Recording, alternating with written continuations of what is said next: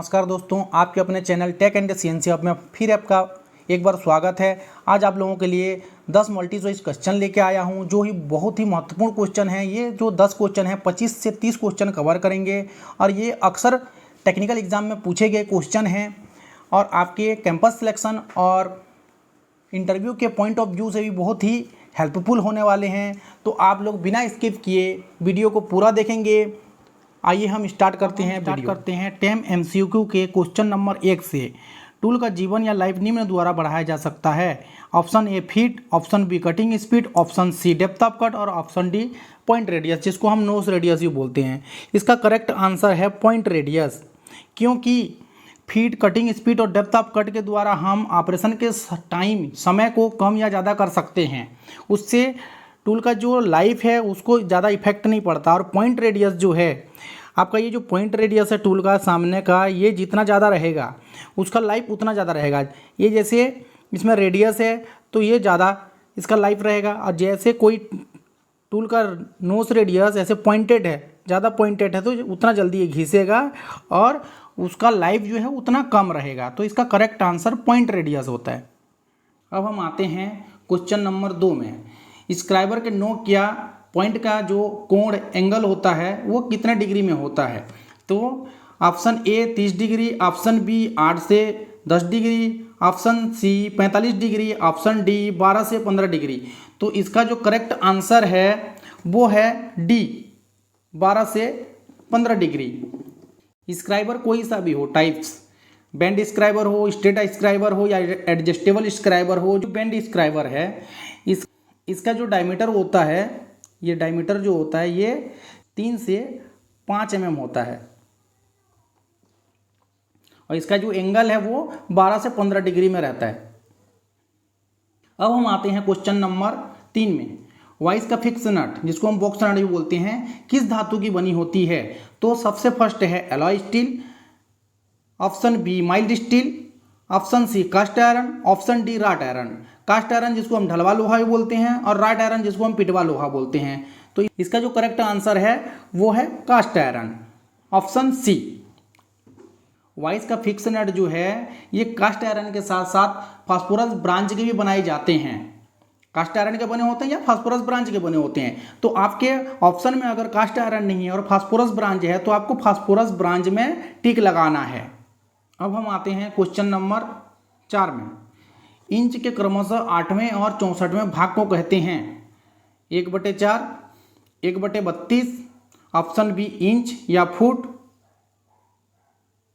Option A 1/4, 1/32, option B inch foot, option C चूल सूत, option D सूत चूल।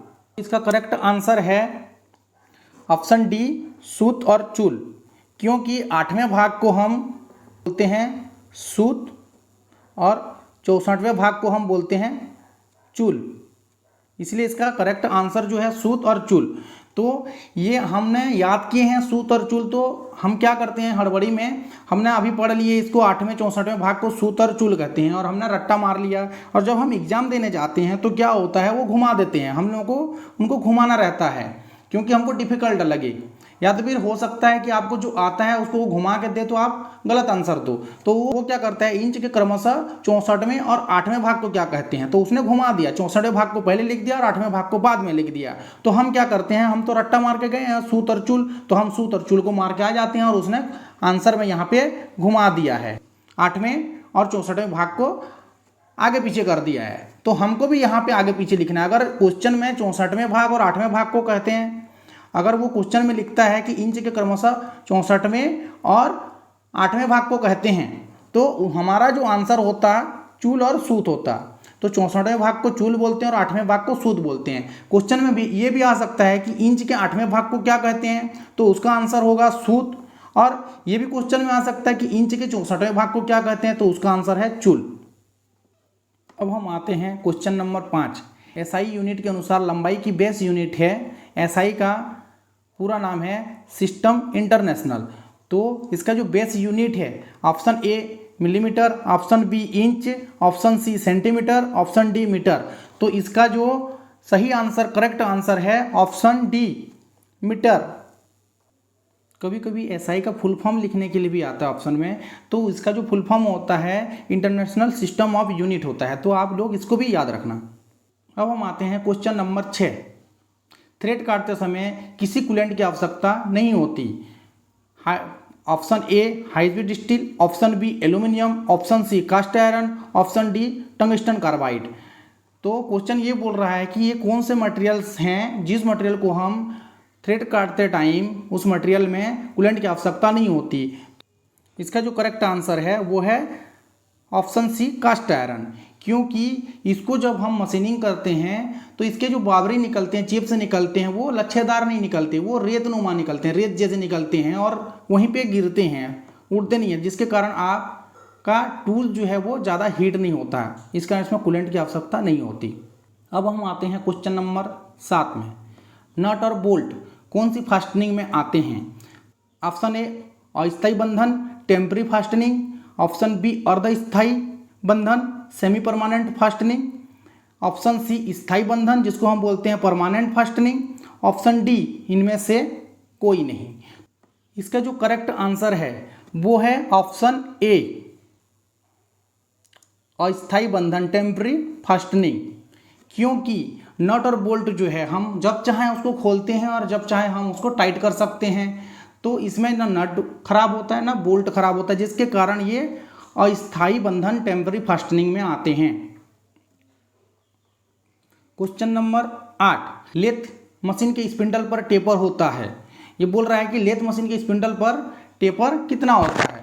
तो ऑप्शन ए जो है 10 में 1 जिसको हम बोल सकते हैं 1/10 भी बोल सकते हैं, ऑप्शन बी 15 में 1 जिसको हम बोल सकते हैं 1/15 भी बोल सकते हैं, और ऑप्शन सी 18 में 1 मतलब 1/18 भी बोल सकते हैं, और ऑप्शन डी 20 में 1 जिसको हम बोल सकते हैं 1/20 भी बोल सकते हैं। तो इसका जो करेक्ट आंसर है वो है ऑप्शन डी 20 में 1 या 1/20। तो आपको ऑप्शन में ये भी दे सकता है कि 20 में 1 दे सकता है या आपको 1/20 भी दे सकता है। तो ये दोनों आंसर आपके एक जैसे हैं, सही हैं।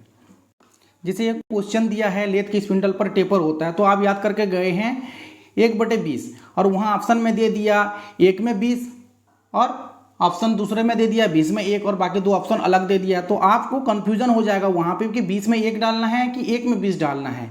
तो इसका जो आंसर है 20 में 1 होता है, और ये आपको दोनों याद रखना है, 20 में 1 और 1/20। अब हम आते हैं क्वेश्चन नंबर 9 में।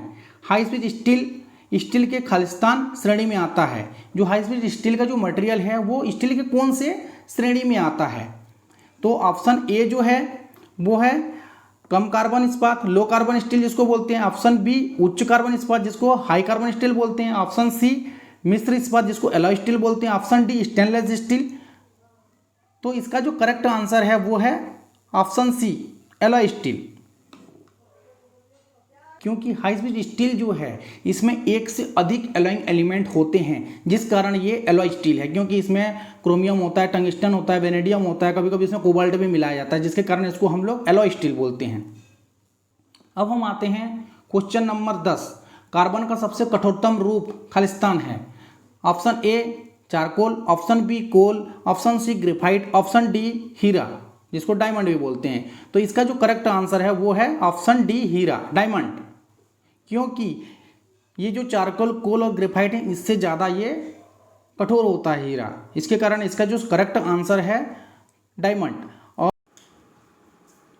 अगर ऑप्शन में हीरा नहीं रहता और हीरा के जगह पे कंबाइंड कार्बन रहता है तो उसका आंसर भी कंबाइंड कार्बन होगा, क्योंकि चारकोल कोल और ग्रेफाइट से जो है कंबाइंड कार्बन ज़्यादा कठोर रहता है। और अगर ऐसा ऑप्शन आता है कि हीरा भी रहता है और कंबाइंड कार्बन भी रहता है तो आपका जो आंसर होगा वो हीरा होगा, क्योंकि कंबाइंड कार्बन से जो हीरा या डायमंड है वो ज़्यादा कठोर होता है। और मैं आगे भी आप लोगों के लिए ऐसे ही वीडियो लाऊंगा, तो जो लोग चैनल को अभी तक सब्सक्राइब नहीं किए हैं, चैनल में बने रहने के लिए आप लोग सब्सक्राइब करें और एक लाइक करें, क्योंकि आपका एक लाइक और एक सब्सक्राइब जो है मुझे बहुत मोटिवेट करता है। तो प्लीज़ 1 सब्सक्राइब और 1 लाइक।